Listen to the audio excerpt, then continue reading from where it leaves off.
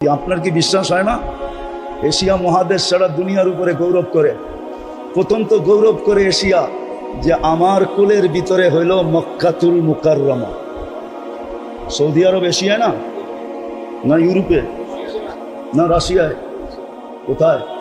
তো এশিয়া সর্বপ্রথম গৌরব করে আমার পেটের ভিতরে কি মক্কাতুল, দ্বিতীয় গৌরব করে আমার পেটের ভিতরে মুহাম্মাদুর রাসূলুল্লাহ। আপনার কি বিশ্বাস হয় না এশিয়া যে সারাদিন গৌরব করে? না বিশ্বাস হয় না? হ্যাঁ, বাকিদের কথা বাদই দিলাম। এশিয়া সারা মহাদেশের উপরে গৌরব করে যে আমার পেটে বাইতুল্লাহ, আইনামা তুয়াল্লু ফাসাম্মা ওয়াজহু।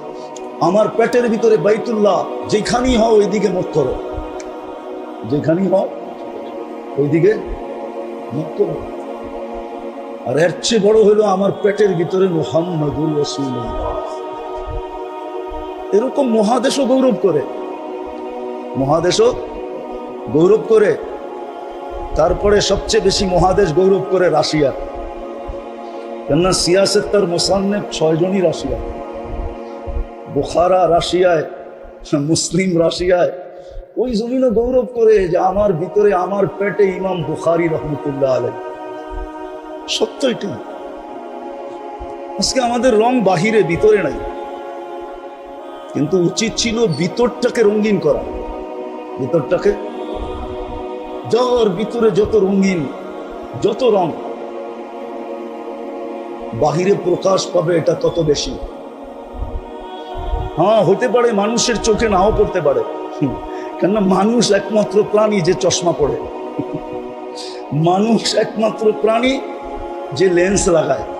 কি বলে না, চোখে অপারেশন করে? হ্যাঁ, আরে অপারেশনটার নাম বলেন না, ছানি অপারেশন করে। মানুষ একমাত্র, আমারও অপারেশন করা, মানুষই একমাত্র প্রাণী যে চশমা পড়ে। এই জন্য বলতেছিলাম, মানুষের চোখে রং নাও করতে পারে, যুবকের রং মানুষের চোখে নাও করতে পারে, কারো ভিতরের রং বাহিরে ফুটা উঠার পরও কারো চোখে না পড়তে পারে, কিন্তু সৃষ্টির চোখে পড়বে এতে কোনো সন্দেহ নাই।